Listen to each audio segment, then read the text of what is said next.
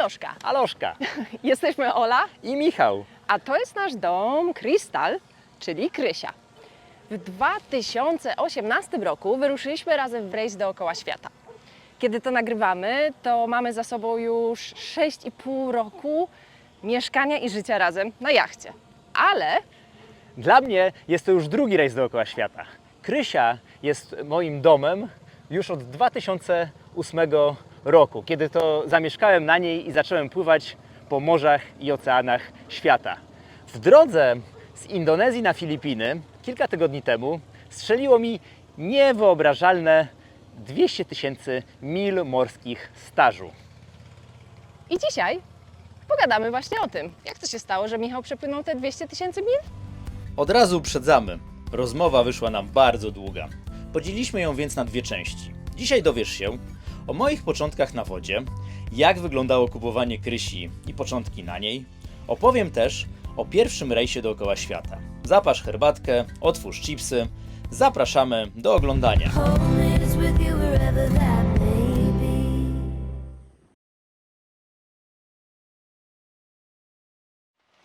No to zaczynamy. Jesteśmy teraz na Filipinach, więc od razu Wam powiemy, że będzie pewnie w tle lało. Przed chwilą lało, teraz troszeczkę przestało. Jesteśmy mokre włoszki, bo się potrzebujemy kąpać co jakiś czas, żeby się ochłodzić tutaj.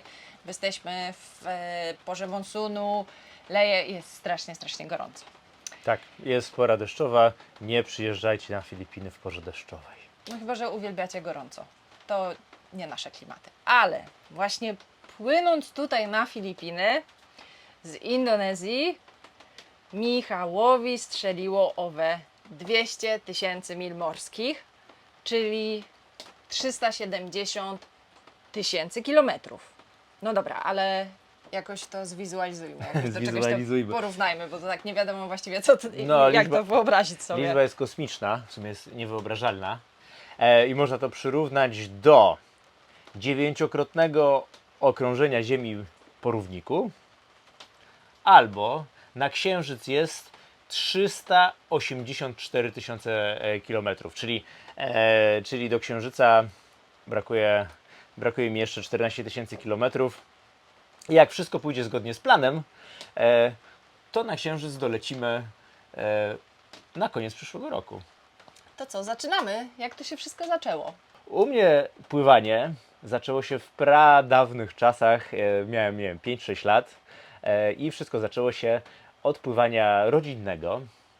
Nasza mama, czyli Gdzie moja i nie Michała, żeby nie było, nie mamy tej samej mamy. moja i mojej siostry Marty była nieustraszoną żeglarką i jak mieliśmy takie 5-6 lat, ja miałem, moja siostra jest 3 lata młodsza, to wypożyczaliśmy Omegę najpierw na jeziorach gdzieś na Mazurach, to tego w ogóle nie pamiętam, to najstarsze, jak z mamą gadałem, czasy to jest jak miałem 5 lat, a takie przebłyski, co pamiętam, to jeździliśmy co roku na wczasy do Dąbek Koszalina i tam jest jezioro i na tym jeziorku mama też wypożyczała Omegę i na tej Omedze żeśmy śmigali i to są moje takie totalne początki, a w ogóle to mówiłem już czy nie? Chyba nie. Że jestem z Warszawy, no więc do jezior kawałek. Na Mazury mieliśmy kawałeczek. No dobra, no to byłeś mniej niż 10 lat, jak tam z mamą Omegą coś śmigałeś, no i co potem? A co potem? No na tych rodzinnych śmiganiach spodobało mi się bardzo pływanie. W miarę ogarniałem, co tam się dzieje. I później, ale to tak sporo później, bo miałem 16 lat, rodzice wysłali mnie na obóz żeglarski. Jak miałem 16 lat, to zrobiłem żeglarza jachtowego i w sumie wtedy za chwilę zaczęły się pierwsze przygody, bo rok później z kolegami z liceum wyczarterowaliśmy po raz pierwszy UC Sportima 595 na Mazurach i to był pierwszy rejs kapitański. No a w ogóle na Mazurach to było w wieku 17 lat, to był ten pierwszy rejs, to pływaliśmy w jedną łódkę, ale jakoś tak zebrała się większa ekipa i później były takie 2-3 lata, co pływaliśmy na Mazurach flotyllą flotylą, kurczę, chyba maksymalnie to było 6 albo 7 jachtów. I to były takie początki kapitańskie. Co prawda na jeziorach, ale od czegoś trzeba zacząć robić głupoty, od jakiegoś miejsca. Aha, kłopoty, czyli jak wspominasz swój pierwszy rejs kapitański? Kapitański, no te wszystkie kapitańskie i na Mazurach i później na morzu to było po prostu jakaś jedna głupota za głupotą. Na Mazurach to nie pamiętam, ale to po prostu to chyba była jedna wielka głupota. Mazury w liceum To była chyba wszyscy wiedzą. jedna wielka głupota. Pamiętam, że w ogóle dostaliśmy łódkę z silnikiem, znaczy silnik zaburtowy, No. taki przyczepny. I w ogóle nikt nie umieliśmy z portu wypłynąć na tym silniku. Ten silnik wył, my pływaliśmy w kółko. I w ogóle to była jakaś masakra, bo na obozie żeglarskim, w tamtych przynajmniej czasach na moim obozie, nikt nas nie nauczył. Że ja też, no? Nie. Nikt nas nie nauczył obsługi takiego silnika. Nie. No ja robiłam żeglarza na Zegrzu i też nie było obsługi w ogóle silnika. No, także to były jaja. A później, tak. A później, parę lat później, bo Mazury nam się znudziły, chcieliśmy płynąć gdzieś dalej, ponieważ w naszej, że tak powiem, na naszej łódce to ja byłem jedyną osobą, która miała patent żeglarza jachtowego, więc jakby takim naturalnym krokiem było, że musiałem zrobić nieistniejącego już sternika jachtowego, żeby wypożyczyć jacht w Chorwacji. I w 2003 roku zrobiłem tego sternika i chyba w 2004 po raz pierwszy wyczarterowaliśmy ze znajomymi jacht w Chorwacji. I tam z takich największych porażek, to był pierwszy rejs. To wkręciliśmy się w mooring, palnęliśmy w inny jacht podczas manewrów w porcie, zgarnęliśmy naszą kotwicą chyba kotwicę wszystkich jachtów sąsiednich i nie mogliśmy się z tego wyplątać. Była 23 w nocy, wiał wiatr i wszyscy byli na nas nieźle wkurzeni na innych łódkach, ale jakoś się odplątało, nie wiem jak. No ale jakoś udało się z tego wszystkiego wyplątać. A i zapowietrzyliśmy silnik. Udało się wszystko wyplątać bez żadnych dodatkowych kosztów, bo to były czasy, to 2004 rok, to mieliśmy 23 lata, czasy studenckie, więc budżet był bardzo ograniczony. 20 lat temu. Jeden.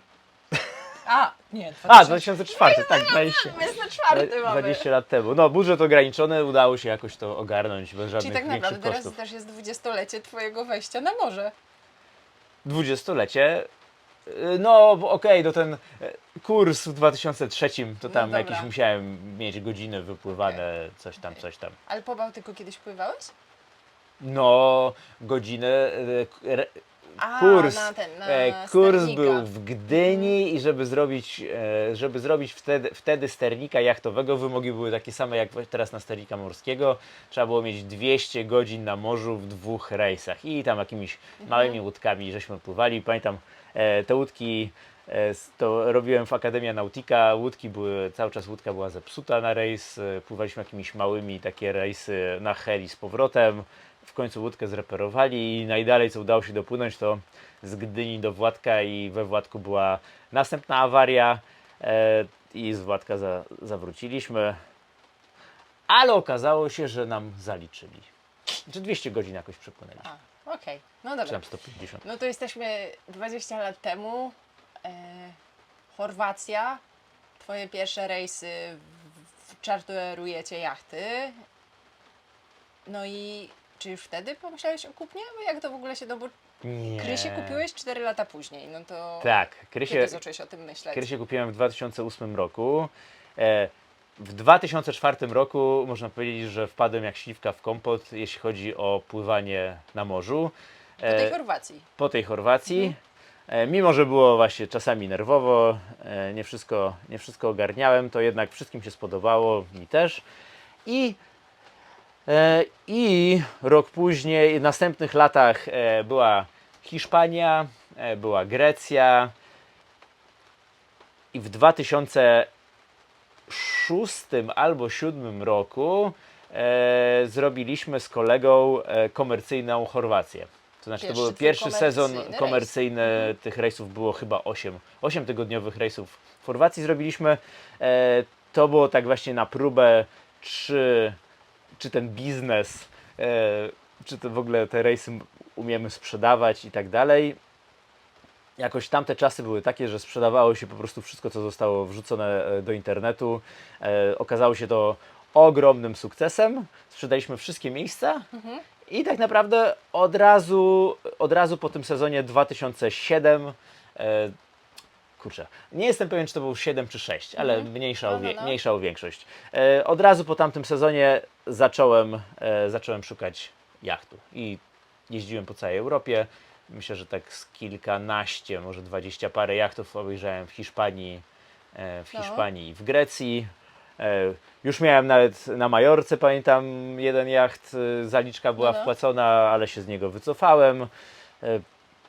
I ostatecznie chyba w styczniu 2008 roku pojechałem na Morze Jońskie z Aten autobusem i wsiadłem na Krysię, która stała na brzegu wtedy od strony Morza Jońskiego w greckiej Prewezie i właściwie po 5 minutach wiedziałem, że to ta.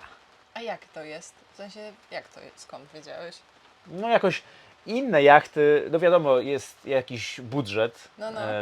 Budżet, który wtedy miałem, no pozwalał na rozglądanie się za mniej więcej 10-15-letnim jachtem w okolicach 15 metrów. I większość jachtów to były jachty czarterowe. Szukałem też jachtu z zabudową czarterową, no więc siłą rzeczy to były jachty po czarterze i po prostu większość innych jachtów czuć było oszustwo. One były albo były strasznie zmęczone życiem i widać było, że są po prostu zmęczone życiem, że są trupami, a na przykład silnik był świeżo pomalowany, no tak, no czułem się trochę jak w komisie samochodowym, że to nie do końca jest tak, a na Krysi jakoś tak było widać, był taki syfek, że jakby nikt tutaj nie próbował jej podrasować, że ona taka była, jaka była. Czyli Krysia się ujęła swoją autentycznością Tak, i i niezmęczeniem.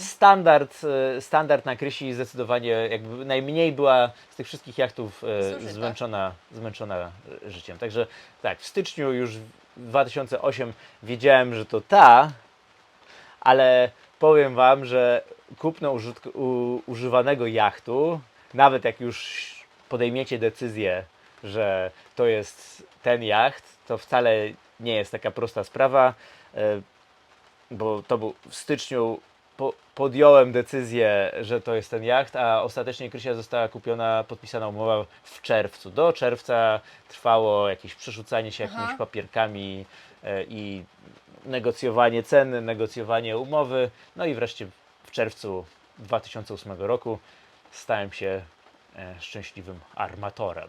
Szczęśliwym armatorem. Ale jak w międzyczasie, jak była umowa, to nic jeszcze na niej nie robiłeś i dostałeś taką Krysię stojącą tam w tamtej stoczni, czy gdzieś ją przepłynąłeś? W ogóle co potem było? Jakie miałeś plany? O, to była większa akcja. No, ogólnie to byłem totalnie zielony, więc po takich oględzinach i nawet wzięliśmy raport inspektora jachtowego, ale tak naprawdę ja do końca nie wiedziałem, co na tej Krysi trzeba zrobić, bo jedno to jest pływanie na łódkach czarterowych, a zupełnie co innego to jest posiadanie własnego jachtu i dbanie o te wszystkie systemy. Pamiętam, że z ojcem pojechaliśmy samochodem z Polski, samochód Honda Accord załadowana po prostu po dach jakimiś nowymi kamizelkami pneumatycznymi, nie wiem co tam jeszcze mieliśmy, no ale jechaliśmy w 2 osoby i Accord był załadowany po prostu na równo. Pojechaliśmy do Wenecji samochodem, w Wenecji wsiedliśmy na prom i promem do Grecji z Wenecji i jakby pierwszy taki remont 3-tygodniowy to razem z ojcem robiliśmy Tam w tamtej stoczni? w tamtej stoczni. Krysia stała na brzegu i malowaliśmy i szczerze mówiąc to już na pewno żeśmy dużo malowali. A co tam jeszcze robiliśmy, to już nie pamiętam i w ogóle to jest ciekawe, jakoś w ogóle nie dokumentowałem tego, nie mam żadnych prawie zdjęć z tamtego okresu. jakoś byłem tak przejęty tym jachtem, że w ogóle nie w głowie mi były żadne zdjęcia. No dobra, tego już tam wypicowaliście na tyle Krysiule, żeby można było ją wsadzić do wody. I co? I zacząłeś robić pierwsze czartery, czy w ogóle... I od razu czartery. Aha. I od razu pierwsze czartery, ale oczywiście już wtedy, tak jak to ze wszystkimi remontami bywa, już wtedy zaliczyliśmy obsuwę. To podpisywanie umowy się przeciągnęło i trochę nam z ojcem więcej czasu zajęło. Także pierwszych czarterów, co początkowo myślałem, to musiałem je ze strony skasować.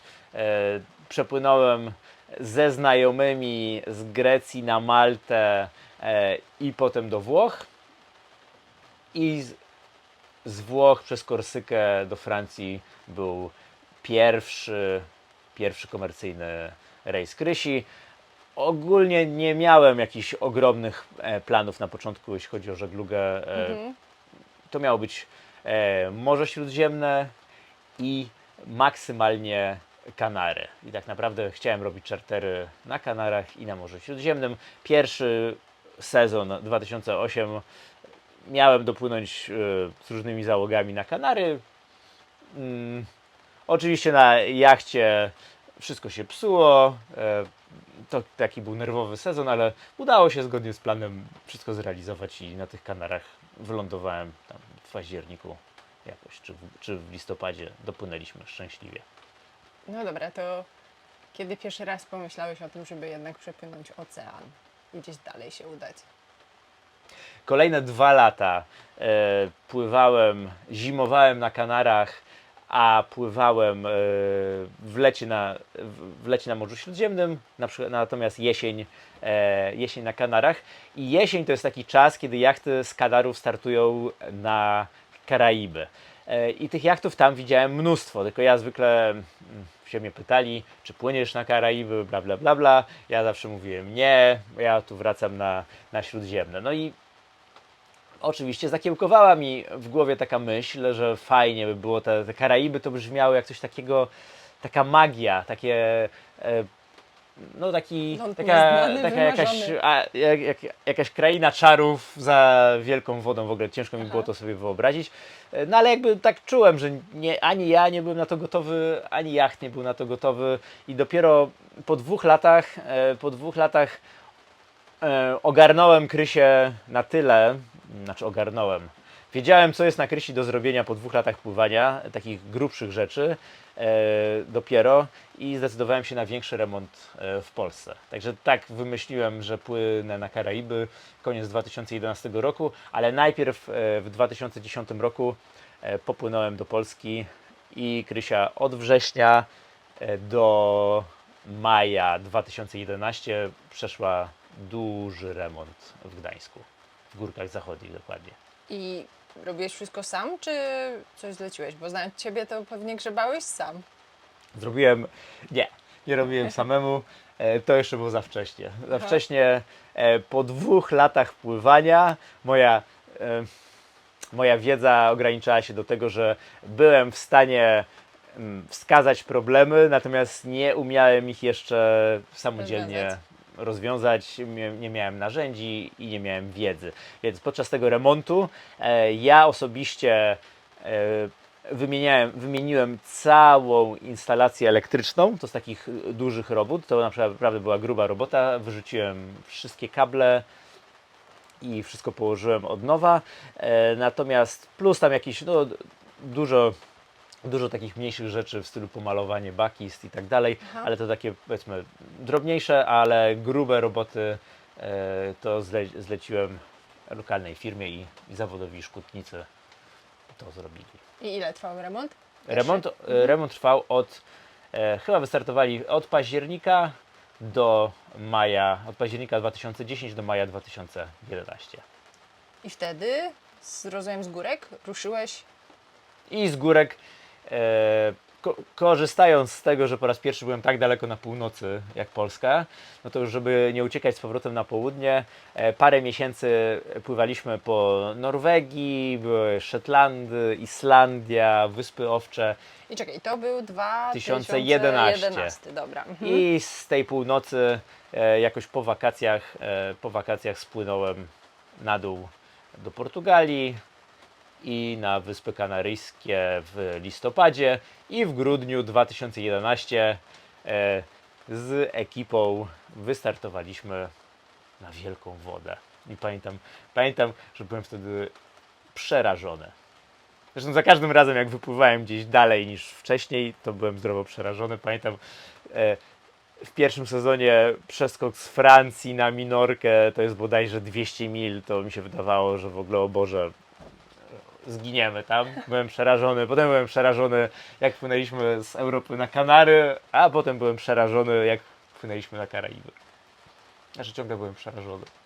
Ale tak cały czas? W sensie wypływałeś przerażony i przez cały przelot byłeś przerażony, czy jednak coś było fajnego na tym pierwszym przelocie? Nie, to była super przygoda, No. aczkolwiek Inne- wspominam to, że byłem zestresowany mocno cały czas. Aha, ale znałeś już na tyle jacht, że tak jakby słyszałeś, co tam się dzieje, czy jeszcze... No niby znałem, ale tak jak teraz z perspektywy czasu na No. to patrzę, no to było dopiero po niecałych 3 latach pływania. No to z perspektywy czasu to wcale nie znałem jachtu. Wydawało mi się, że go znam, ale no nie do końca znałem. Wiele rzeczy nie wiedziałem i właśnie ta niewiedza, co nawet nie wiedziałem, czego nie wiem, to ta niewiedza jest najbardziej stresująca. No i też zaliczyliśmy, podarliśmy Genakera na tym przelocie, mieliśmy awarię steru, na szczęście z którąś sobie parę godzin poradziliśmy. Podaliśmy Genakera, awarię steru i padł autopilot. Czyli sterować musieliście cały czas. Ostatnie chyba 3 dni coś takiego Dobra. było sterowanie ręczne. Ale mieliśmy 8 osób załogi, więc no spoko. to Znaczy było 8 osób przyjemnie, w sumie. nas było. jak się z kimś zamieniać. No dobra, to jakie to uczucie dopłynąć w końcu na te Karaiby? O matko, no to czuliśmy się jak Krzysiek Kolumb zapewne się czuł, jak zobaczyliśmy ląd. No nie no, to było piękne. To uczucie ekscytacji, jak się ląd wyłaniał, No, no to nie, po no raz to pierwszy na przelocie. niesamowite. Wszyscy byli podekscytowani i czuli A się. pamiętasz, ile wam zajął tam ten przelot? Myśmy popłynęli, nie płynęliśmy bezpośrednio z Kanarów bezpośrednio na Karaiby, tylko popłynęliśmy najpierw na Wyspy Zielonego Przylądka, rozbiliśmy tą trasę. Także na Wyspy Zielonego Przylądka nam zajęło 8 dni, na Wyspach Przylądka trochę tam postaliśmy w Mindelo parę dni i później z Mindelo na Karaiby, na Santa Lucia płynęliśmy 16 dni. To taki czas ani dobry, ani niedobry. Taki po prostu normalny. Więc jesteśmy na grudniu 2011. Krysia i ty pierwszy raz dopłynęliście na Kanary. Karaiby. Boże, Karaiby. A w pierwsze kółko dookoła świata, bo jeżeli ktoś nie wie, to ten rejs, który teraz mamy, to jest tak naprawdę drugi rejs dookoła świata Michała.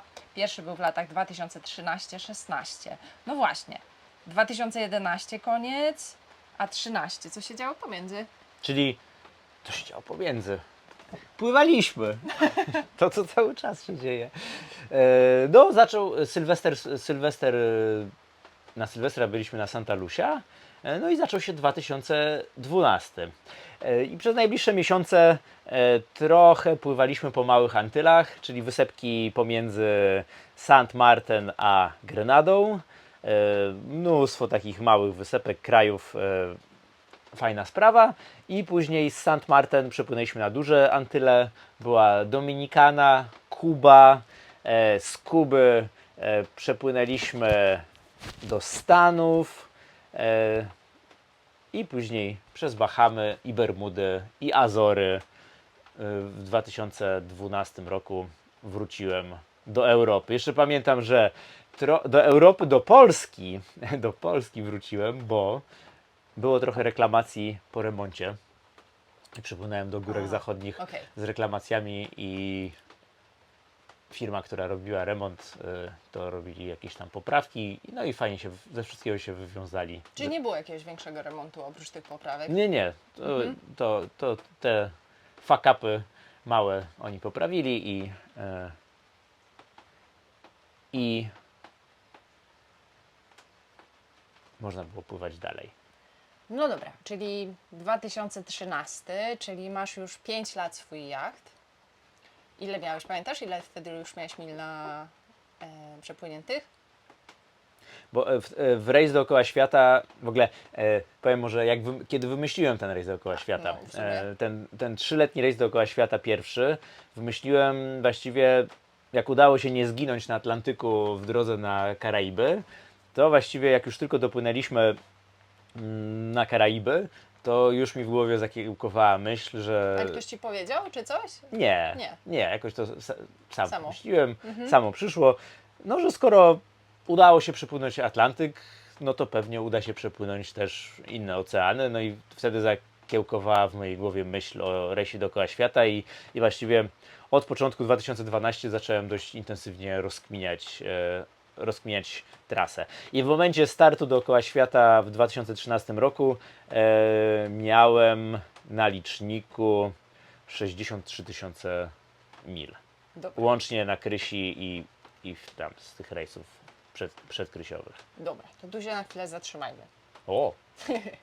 No bo teraz jest bardzo dużo takich kanałów i w ogóle takiej trochę mody, że kupuję jacht, nie umiem żeglować i wypływam w rejs dookoła świata. Co z Jest. Twojej perspektywy? Jak to, w sensie, no bo Ty jednak podszedłeś, no Twoje podejście było takie, że zdobyłeś trochę doświadczenia na tym śródziemnym, później tak jakby wyskoczyłeś na Karaiby, tak jakby to wydaje się, że takim naturalnym, no a myślisz, że gdybyś był i wiedział to, co teraz wiesz, to czy byś ominął ten etap i byś od razu płynął w świat? Jeśli ktoś płynie dookoła świata bardzo wolno, to myślę, że to i nie śpieszy się i nie ma terminów, to myślę, że to jest do zrobienia po jakichś tam 2 sezonach zdobywania doświadczenia. No bo przepływa wtedy na Karaiby, no i ma tam mnóstwo jakichś rzeczy popsutych, które No tak, sam bo zepsuł Atlantyk i weryfikuje. tak dalej. I na tych Karaibach ma czas, żeby popływać, to wszystko zreperować i później znowu płynie mały kawałek dalej. Gorzej jak ktoś sobie narzuci, że płynie dookoła świata w rok albo 2, no to wtedy plan mu się może sypnąć. Jak się pojawiają problemy, jeszcze nie ma na przykład wystarczająco finansów, żeby na szybko to ogarnąć. Także i tak I nie. i nie. W sensie, jeśli ktoś ma dużo czasu i pieniędzy, to spokojnie może startować dookoła świata i po prostu na bieżąco się uczyć i łódkę reperować, bo też z takich spotkałem.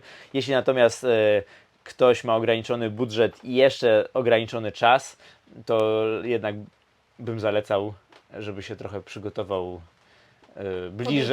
bliżej Europy, żeby się wszystko na jachcie zepsuło, co się ma zepsuć i dopiero po paru latach i też to też są lata, żeby tak naprawdę nauczyć się, jakie łódka ma jakieś tam swoje fochy No tak, i tak dalej.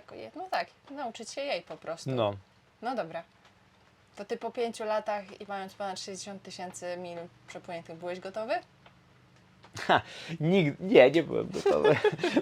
Znowu byłem przerażony, oczywiście, ale no, byłem na tyle gotowy, na ile gotowy mogłem być, bo tak naprawdę nigdy się nie jest do końca gotowym, jak się robi kolejny krok jakby poza swoją żeglarską strefę komfortu, nie wiadomo co tam jest i człowiek nigdy nie jest gotowy i po prostu i jacht też nigdy nie jest gotowy, zawsze można zrobić coś lepiej, więc po prostu przychodzi taki moment, przygotowywujemy się, myślimy, ćwiczymy, reperujemy jacht i przychodzi taki moment, że po prostu trzeba wypłynąć. O, I zostawić za sobą. zostawić za sobą i po prostu Wszystko i ruszyć. rzucić się w nieznane i ruszyć przed siebie i tak właśnie. No dobra, ale to Zrobiłem. nie był spontan, bo Ty miałeś plan, nie? Bo już jak powiedziałeś, że na Karaibach myślałeś już, czyli miałeś już trasę zaplanowaną i od początku wiedziałeś, że to będą 3 lata? Czy to było tak jak z naszym rejsem, do którego jeszcze przejdziemy. Nie, tamten rejs to był logistyczny majstersztyk. To się pochwalę. Z jednej strony fajnie, a z drugiej strony nie fajnie, bo nic nie zmieniałem w trakcie, a coś tam mogłem zmienić. Od początku założenie było takie, że płynę z załogami komercyjnymi, bo Czekaj, powiedz, co to znaczy z załogami z załogami komercyjnymi to znaczy, że ten bardzo długi rejs podzieliłem na krótkie etapy od powiedzmy tygodnia do 7 tygodni. No i po prostu sprzedawałem miejsca na rejsach, bo no nie, to było moje jedyne źródło dochodu. Trzeba było mieć, musiałem mieć pieniądze na reparację jachtu, na awarię. No, więc po prostu cały rejs był podzielony na etapy i ja te etapy sprzedawałem naprzód. I pojawiali się ludzie na parę miesięcy, czasami nawet ponad rok do przodu. I po prostu musiałem być w danym czasie, w danym miejscu, żeby kolejną ekipę zgarnąć. Więc jakby tak, rejs był zaplanowany na 3 lata z dokładnością do tygodnia i po prostu Odhaczałeś kolejne etapy. tego się trzymałem bardzo dokładnie i właściwie na początku rejsu zmieniłem trochę koniec rejsu, jeszcze bo tam na tej końcówce nie było żadnych ludzi, a tak poza tym to było co do joty tak jak zaplanowane. No dobra, to jaka była trasa? Trasa rejsu. Początkowo oczywiście myślałem, żeby płynąć standardowo przez kanał panamski. To jest taka pierwsza myśl, tak jest najbezpieczniej. Ale potem sobie pomyślałem, a może to jest mój ostatni rejs dookoła świata, nigdy nie wiadomo i popłynę przez kanał panamski i potem będę żałował, że nie opłynąłem Hornu, a tu mając swój jacht, taka niepowtarzalna szansa, żeby jednak opłynąć ten słynny przelądek i na pół roku, czy coś takiego przed startem zmieniłem trasę z Panamy wokół Hornu. Także trasa miała wieść wokół Hornu, później na Pacyfik, a później dojdziemy. Także we wrześniu do tego. We wrześniu 2013 wystartowaliśmy z Lizbony, standardowo. Popłynęliśmy w dół Kanary, Wyspy Zielonego Przylądka, przeskok przez Atlantyk do Brazylii i później wzdłuż Ameryki Południowej i na początku 2014 dopłynęliśmy w okolice przylądka Horn. Czyli teraz mija Ci 10 lat, odkąd opłynąłeś Horn. W W tym roku. minęło, No, bo minęło. mamy wrzesień, a to pierwsze opłynięcie Hornu było chyba w listopadzie. Jak to pierwsze? To co? To proszę, czekaj. To ile razy Ty opłynąłeś ten Horn? 2 razy. 2 razy. Początkowo plan był na jedno opłynięcie, ale z załogą, z którą dopłynęliśmy w okolice Ushuaia, mieliśmy zapas czasu i pojawiło się świetne okienko pogodowe. Okazało się w ogóle, że faktycznie pogoda na Hornie bywa straszna i wieje tam strasznie mocno. Co to jest strasznie mocno? To znaczy na przykład 50-60 węzłów. Ale jest mnóstwo miejsc, żeby się schować i w krzakach tą pogodę przeczekać. I akurat trafiło nam się dobre okienko pogodowe i pamiętam, że pierwsze opłynięcie Hornu była taka flauta, była flauta po prostu idealna. To było jezioro przy bezwiecznej pogodzie. Mieliśmy nadmuchany ponton i ja pamiętam, nie mogłem się powstrzymać i pierwsze opłynięcie Hornu zrobiłem pontonem. Cały trawers przylądka pokonałem w pontoniku z dwukonnym silnikiem, a załoga płynęła wtedy Krysią. To były niezłe jajca. Czyli Krysia pierwszy raz opłynęła Horn Czyli bez Ciebie. Krysia po raz pierwszy opłynęła Horn beze mnie, dokładnie. A Ty pontonem? A ja I pontonem. myślę, że to była zniewaga, szczerze mówiąc. To była gruba zniewaga pana oceana. No. I dosłownie tydzień czy 10 dni później dopadł nas potworny wiatr, 60-70 węzłów w jednej z zatok, takie wiatry spadowe i po prostu byliśmy na to totalnie nieprzygotowani. Silnik na szczęście był zdjęty, natomiast ponton był na holu, ponton fruwał, latał i ostatecznie się urwał i odleciał w siną dal. Także To była pierwsza lekcja, że z panem oceanem nie można się nie zadzierać. zadziera. Także te głupie żarty zostały ukarane. Ukarane. Na całe szczęście mieliśmy Miejsce stary zapasowe. ponton zapasowy, więc Okej. nie było stresu taki, który Na działał. tyle był wyrozumiały pan ocean, że zostawił przynajmniej ten drugi. No. No dobra, czyli Horn pontonem. A kiedy Krysio opłynięty? A później była zmiana załóg, następna załoga i tam już było planowane opłynięcie Hornu i wtedy wiało tak też nie za mocno. Wyczekaliśmy jakieś okienko pogodowe, że wiało 3-4 w skali Beauforta. i na żagielkach. I Krysią na żagielkach Super. opłynęliśmy Horn. Takie opływanie Hornu przy małym wietrze ma taką zaletę, że Horn to jest wyspa. I można zejść na tą wyspę, poznać ratownika, latarnika, pogadać z nim, zrobić świetne zdjęcia na samej wyspie. Welcome to Cabo de Hornos. For you, very nice days for you. Welcome to end of world. Więc fajnie jest odhaczyć sobie Horn przy jakimś sztormie, ale ci, co w ten sposób opłynęli Horn, to nawet go nie widać na zdjęciach. Także tak było świetnie, bo 2 razy udało się na Horn zejść Okej. po prostu. A, to super. No, Horn jeszcze przede mną i ja już sobie zamawiałam takie 3-4 Beauforta właśnie i chciałabym zejść. Hej.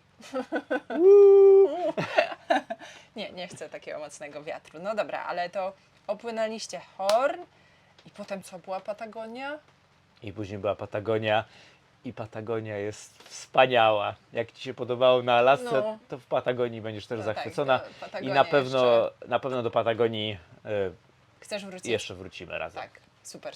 No dobrze, to Patagonia i co? I wystrzeliliście na Pacyfik. Na Pacyfik, ale nie tak od razu. Nie tak od razu. Po stronie pacyficznej Chile są takie w Patagonii głębokie kanały, że taka jest żegluga. Cały czas mieliśmy sztormowe wiatry w dziób i tymi kanałami zrobiliśmy jeszcze 1000 mil wzdłuż O. wybrzeża, zanim po raz pierwszy wypłynęliśmy na otwarty ocean. Także dopiero po 1000 mil, głównie na silniku, bo tam albo nie wiało wcale, albo był sztorm w dziób.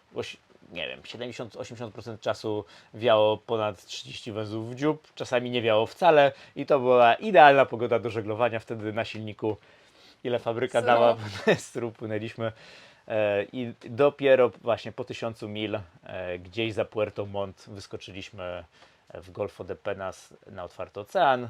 I stamtąd dopłynęliśmy do Valparaiso, następna zmiana załogi i dopiero z Valparaiso wypłynęliśmy na taki już ogromny przestwór Pacyfiku. No i jak wspominasz Pacyfik po raz pierwszy? Byłem oczywiście przerażony. Ale nie, naprawdę ten Pacyfik, jak tak jeszcze byliśmy w marinie i tak człowiek myśli o tym, jakie to są odległości, to zwłaszcza po tej wschodniej stronie, bliżej Ameryki Południowej, to te odległości wszędzie jest dalej niż 1000 mil i to zwykle są malutkie wysepki po drodze. To robi wrażenie. To jest po prostu ogromna woda. Także tak. Ale już byłem spokojniejszy. Na pewno byłem dużo spokojniejszy niż przed pierwszym przepływaniem Atlantyku. I w sumie już później się tak naprawdę nic nie działo na Krysi. Praktycznie żadnych awarii nie mieliśmy. Czasem, no to jakieś drobne sprawy. Także wystartowaliśmy z Valparaiso i z takich fajnych, małych wysepek odwiedziliśmy wyspę Robinsona Crusoe, Wyspę Wielkanocną i z Wyspy Wielkanocnej przepłynęliśmy 1000 mil na zachód. Jest maleńkie Pitcairn. Pitcairn? Najmniejsze państwo według Wikipedii na świecie, 50 mieszkańców.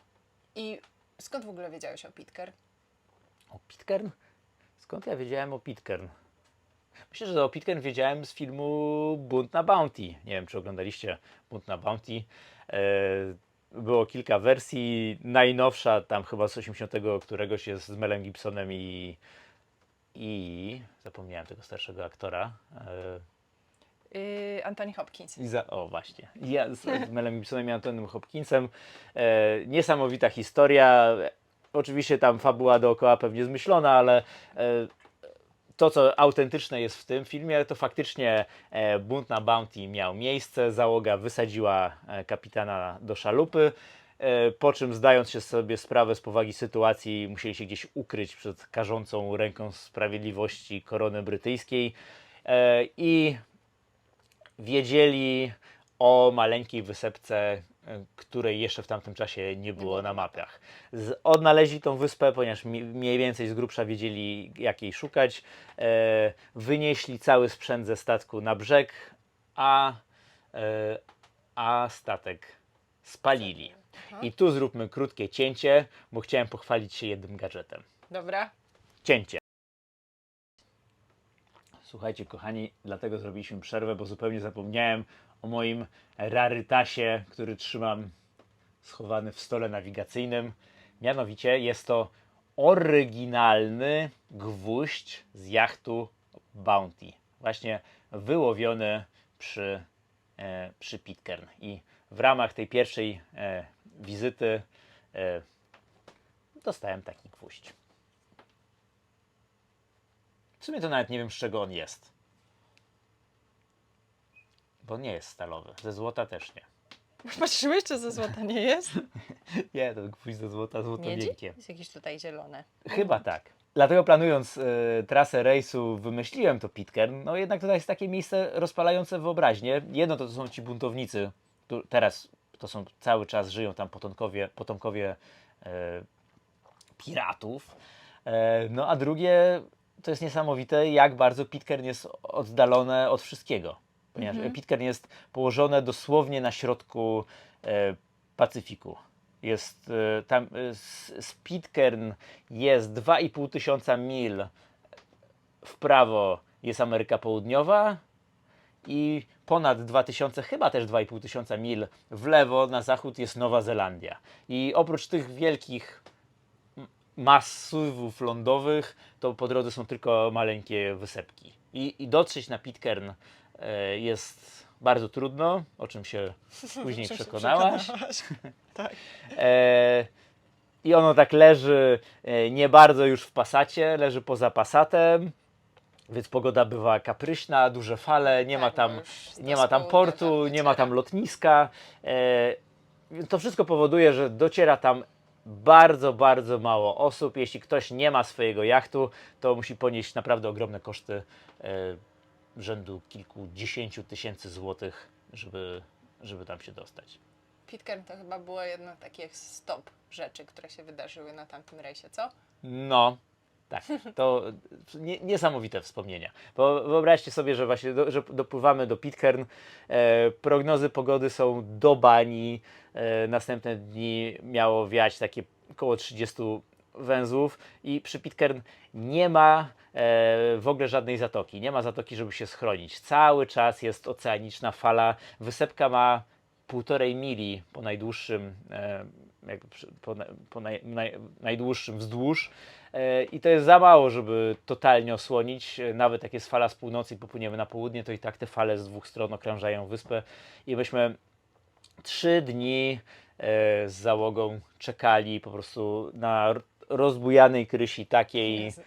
Za nami 50 metrów na skałach rozwalały się fale i codziennie żeśmy się z miejscowymi, pamiętam z SUS, codziennie na radiu żeśmy gadali, oni kładami jeździli po wyspie dookoła, patrzyli z klifów, która zatoka jest najlepsza. 2 razy się przestawialiśmy, bo nam powiedzieli płyńcie do tamtej zatoki, bo tam jest spokojnie i wreszcie po 3 dniach warunki uspokoiły się na tyle od północnej strony, gdzie jest ten taki mini porcik, gdzie można wpłynąć małą łódką, że dostaliśmy zielone światło, że można lądować. No i to myślę, że to żeby też tacy byliśmy uparci, bo jednak tak jak czytam na różnych blogach, no to większość jachtów, które płynie koło Pitcairn, no jak jest dobra pogoda, to schodzą, a jak jest zła pogoda, to nie schodzą i płyną dalej na Gambiery, które są 2 doby dalej. Natomiast myśmy byli wyjątkowo uparci i wspominam to niesamowicie,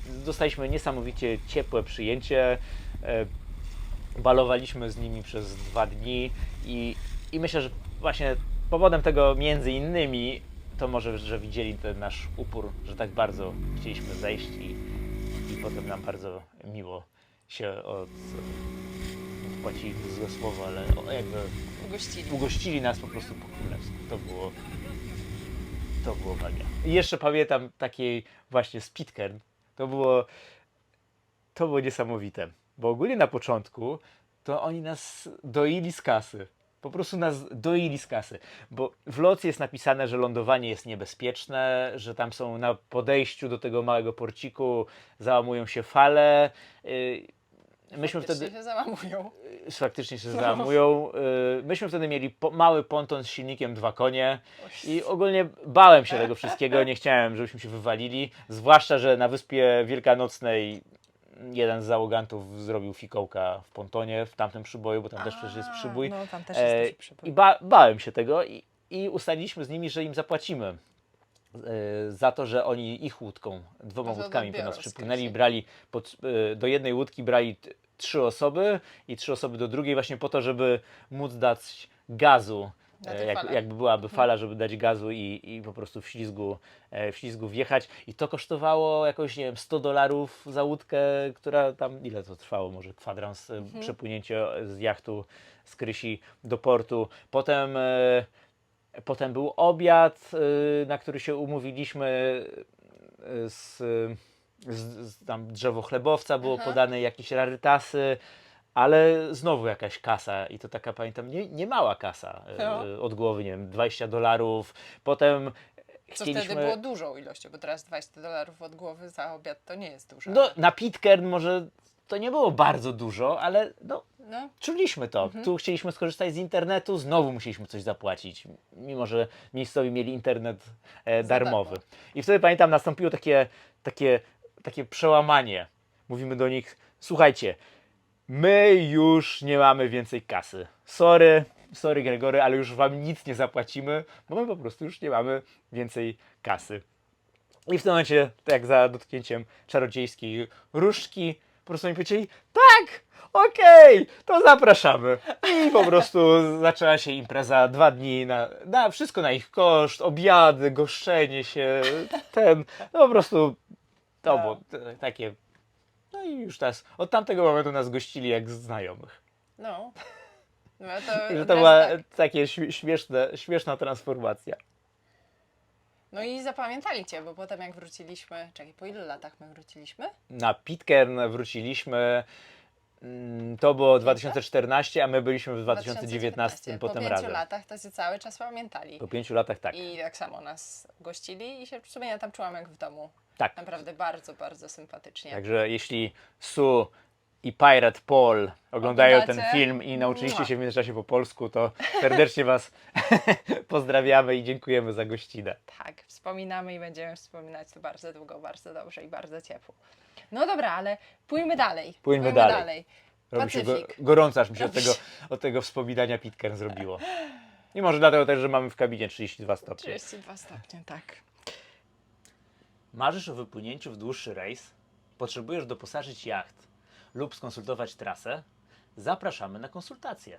Przez 15 lat mieszkania na jachcie przepłynęliśmy ponad 200 000 mil morskich. Korzystając z naszego doświadczenia, szybciej wyruszysz w wymarzony rejs, a podczas wyprawy będziesz bardziej delektował się pięknymi miejscami, a mniej stresował prowizorycznymi naprawami. Napisz do nas na info@skiff.pl. Jesteśmy na Pacyfiku. Jak jeszcze zapamiętałeś ten Pacyfik? Tak jakby co oprócz Pitcairn zrobiło na Tobie największe wrażenie? Po Pitcairn była Polinezja Francuska, Markizy, Tuamotu. Tak, to Markizy były niesamowite, ale chyba Tuamotu, jak sobie widzieliście reklamę, nie wiem, batonika Bounty w latach 90., było hasło smak raju, to tak właśnie sobie wyobrażaliśmy wtedy smak raju, czyli idealna woda, palmy, biały piaseczek I tak właśnie zapamiętałem ten pierwszy kontakt z atolami Tuamotu, mimo że to był atol Rangiroa, co jak teraz o tym myślę, to Rangiroa jest taka dość mocno turystyczna, tam są bungalowy, sporo ludzi, ale wtedy to był nasz pierwszy atol i wtedy to była po prostu magia na atolu Rangiroa i później popłynęliśmy na Blue Lagoon. To była czysta magia, po prostu oni mieliśmy. To było takie pierwsze wow i później stamtąd kontynuowaliśmy na zachód. Były różne wysepki fajniejsze i mniej fajne. Potem były wyspy Cooka, Niue, Tonga. Na Niue zapamiętałem 2-metrowe załamujące się fale przy falochronie, przy którym się lądowało dinghy. To w ogóle jakaś była misja impossible, żeby tam zejść na brzeg. Ale na Vanuatu zapamiętałem wulkan Ambrym. To jest takie wspomnienie, po prostu zamykam oczy i jestem na tym wulkanie. 6 godzin chyba szliśmy w jedną stronę do tego wulkanu w takim totalnie piekącym słońcu i w wulkanie Ambrym można po prostu się przechylić i zajrzeć do środka krateru, a w środku gotuje się wielki gar zupy po prostu pomidorowej, lawa bulgocze, to jest tak z 200 metrów niżej, ale czuć po prostu takie ciepło wali i to było niesamowite. I jeszcze z takich top na sam koniec roku dopłynęliśmy, ja tak mówię cały czas w liczbie mnogiej, bo cały czas byłem z jakąś załogą. Te załogi się cały czas zmieniały. Ja praktycznie tam na jakichś pojedynczych kawałkach byłem sam, ale ja tak mówię bo zawsze z kimś płynąłem. Zawsze była jakaś załoga. I dopłynęliśmy do Tasmanii i to było słynne regaty Sydney-Hobart. Startują z Sydney drugiego dnia świąt i mniej więcej 2 dni później pierwsze jachty dopływają do Tasmanii. I pamiętam po prostu jak z Michałem byliśmy na finiszu regat Sydney-Hobart pontonem. Wtedy ścigał się na finiszu słynny Wild Oats z Comanchem. To był wtedy pierwszy taki sezon, co Comanche tak nieźle wystartował, nie wiem, czy to był jego pierwszy start i myśmy pontonem, już z lepszym silnikiem, chyba 10 koni wtedy mieliśmy, wypłynęliśmy we dwójkę tym małym dmuchanym pontonem naprzeciw tych pierwszych jachtów, które finiszowały. I pamiętam, że czekamy. Mieliśmy internet na komórce, więc mogliśmy śledzić na trackerze, jak ten jacht się zbliża i tak widzimy gdzieś daleko, po prostu pojawiła się taka linia. Wielki maszt tego jachtu, ogromny, no bo to jachty 100 stóp, te regatowe, ale po bokach jachtu taka kreska. I ta kreska i to rosło, jak takie rozpędzone konie po prostu pędziły w naszą stronę i to słuchajcie, ten jacht pędził regatowy z, nie wiem, tam z 15 węzłów jechał, a wokół jachtu to były motorówki towarzyszące i te motorówki w ogóle na nas nie zważały. I ta husaria tych motorówek, po prostu oni po nas przejechali. Oni po nas przejechali, prawie nas zatopili. I w ogóle mieli nas w dupie totalnie. Fala była z każdej strony 1,5 metra.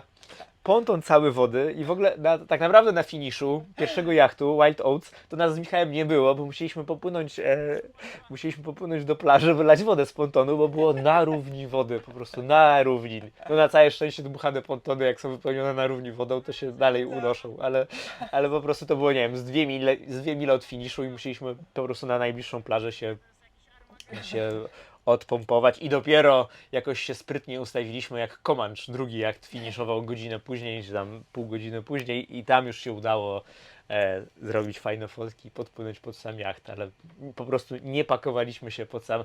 No i jakby w ten cały rozpędzony tłum, który był sfokusowany na tym jachcie, a nie na jakichś 2 idiotach w pontonie. No i dodatkowym jeszcze smaczkiem było, że w tamtych regatach brały udział 2 polskie jachty. Katarzys 2 i Selma. I to było wspaniałe. jak z Michałem wypłynęliśmy naprzeciw Selmie, naprzeciw Selmie akurat nie wypłynęliśmy naprzeciw Katarzisowi z trąbką, z rogiem głowym i tam żeśmy ich witali, a później u nich na pokładzie była super impreza. No i później Sylwestra spędziliśmy, 3 polskie załogi, właśnie Super. Katarzis, Selma i my. Był fajny Sylwester. Także to mi tak się wryło z tego Pacyfiku. Także właśnie Pitcairn, Atole?